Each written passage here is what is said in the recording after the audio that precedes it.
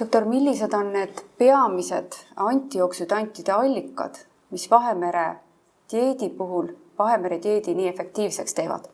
No kindlasti puujuurviljad, vähemalt 200 grammi on praegu Euroopa juhistes päevas, puuvilju vähemalt 200 grammi juurvilju.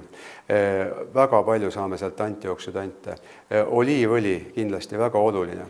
Oliivõli on ülimalt tervislik ja ka antioksüdantsete omadustega ja samuti punane vein.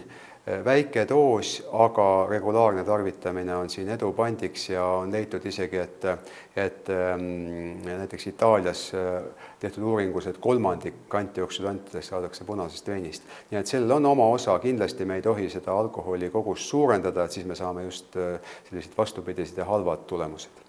Tänan teid, doktor, nende huvitavate mõtete ja kasulike nõuannete eest. Aitäh! Aitäh ja tervist kõigile!